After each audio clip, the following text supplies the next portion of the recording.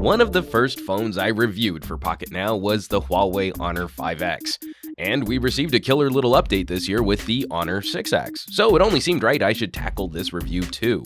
Where 2016 will be remembered as an amazing year for mid-rangers, it looks like 2017 is already off to a strong start, pushing a higher quality experience to even lower price points. This Honor was my backup phone for CES and it performed admirably. Where my V20 was something of a production phone, backup camera, and interview recorder, I ultimately relied on the Honor to actually keep me in touch with the rest of the Pocketnow team on the ground. Fulfilling fairly different roles, it really shouldn't come as a surprise that the 6X outperformed the LG for battery life. Not once did I have to top it off during a busy and long day to stay in touch, where hitting the LG cameras often meant needing at least one recharge while on the show floor. All around, the 6X is built nicer than its predecessor. Seams can still be felt when running a thumb over the phone, but it's better pieced together and less jarring than the 5X, though I wish the top and bottom rear panels could match the metallic rear a little closer in color. Personally, I prefer the look of the darker gray 6X with the black front bezels, as some of those material pieces look more consistent on the darker phone. Rounding the rear helps the phone feel a bit thinner in the hand, and the placement of the fingerprint sensor is near perfect for that on-the-go one-handed unlock. Not only a quick performer for a budget phone, we still get all the fun tricks like dropping the notification tray as a gesture. The 5.5-inch 1080p LCD is respectably bright, almost matching the output of Huawei flagships like the Mate 9. It won't best in nice AMOLED high contrast mode, but it's plenty readable in all but direct sunlight. For a 2017 gadget, we would have liked a USB-C connector instead of micro USB, but as this phone will battle current Moto Gs, it's not too extreme a compromise to make to save a few bucks. And what might be a challenge for some though is the software skin pre-installed. My prediction from our first look video, we have been spoiled by the Mate 9 and the newest flavor of EMUI. The Honor 6X takes us back to EMUI 4, which also returns us to an odd mashup of iOS-style home screens, no app drawer with widgets cluttering up the organization, and a vertically split notification shade. You can install another launcher like Google Now or Nova Launcher, and there's some customizing you can achieve with themes, but we do hope that we'll get EMUI 5 at some point to return us to a more traditional Android layout easily. Also, expect some value-added bloat on this phone. Booking.com, CNN, Lyft, TripAdvisor, all ready for you to uninstall if they aren't apps you're apt to use. And while the software might turn a few folks off, we can't fault the performance. The 6X moves Honor over to a Kirin chipset away from the Qualcomm 615 found in last year's phone. Now, depending on the benchmark you might use, the Kirin 650 delivers around a 60% performance boost over its predecessor.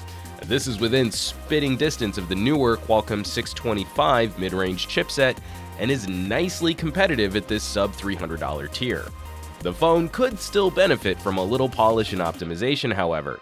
A handful of my favorite apps do not play well with this Kirin 650, like OneDrive or Ada64. And while fine for casual games, more graphics-intensive fare will put a strain on this hardware, though I was happy to see Marvel Future Fight played respectably well when turning down the graphics quality settings. Garnering the most attention, of course, is this dual camera setup.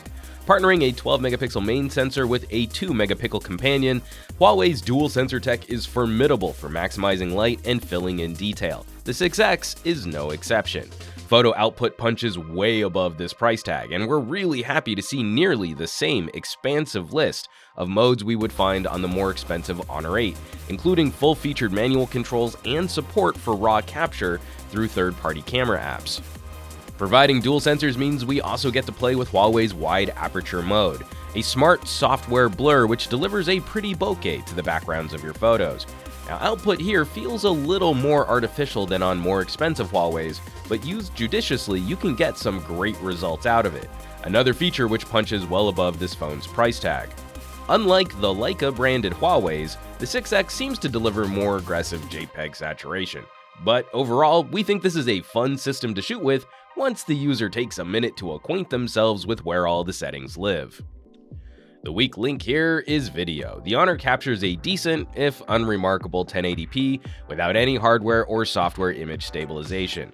It's fine with somewhat compressed output, but every video will be on the shaky side. It's one area where Qualcomm's 625 chipset is outperforming this Kirin in providing 4K video capture. Audio playback on this phone is also a bit weak. Speaker playback is improved over the 5X, our 6X sounds less hissy, but overall the speaker is still on the tinny side.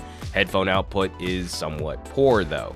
Below even the LG G5, a slightly higher noise floor paired with a rather weak amp means this won't be a budget audiophile solution. But at least Huawei is consistent with their products. Amp and DAC quality scale with price from the cheaper Honor through the Nova and up to the Mate 9. In this day and age, we'll still be happy to see a dedicated 3.5mm headphone jack, and it will get the job done for most daily sound tracking needs on inexpensive headphones. But the 6X struggled to drive my Seni 599s at maximum volume. And that brings us to the battery, where we've already mentioned this phone is a strong performer. On our media test, streaming 30 minutes of HD video over Wi-Fi at 190 lux, the 6X drained about 6% of its battery, right in line with most Android flagship phones. Even though the 6X is still on Android Marshmallow, we got very good standby times, accidentally leaving it on in my travel backpack for about 4 days after CES to find very minimal battery drain. Recharge times are somewhat slow, however. Using the included charger for 30 minutes only resulted in a 22% top-off, no supercharging here. So let's wrap this up. Where does that leave us with the Honor 6X? Well, what a great little step up over last year.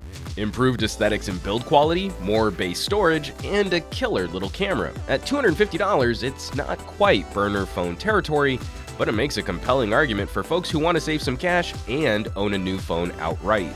It competes very well against established players in this tier like the 16GB Moto G4 Plus and the Axon 7 Mini, which is exactly the kind of company we'd want to see Honor keep for their entry-level handset. Launching so early in 2017, we hope to see this trend continue to evolve, bringing better experiences to the sub-$300 phone market. As always, thanks so much for watching. Be sure to subscribe to this channel for more reviews like these and help us out with some sharing on your favorite social networks. For Pocketnow, I'm Juan Carlos Bagnell, some gadget guy on Twitter and Instagram, and I will catch you all on the next review.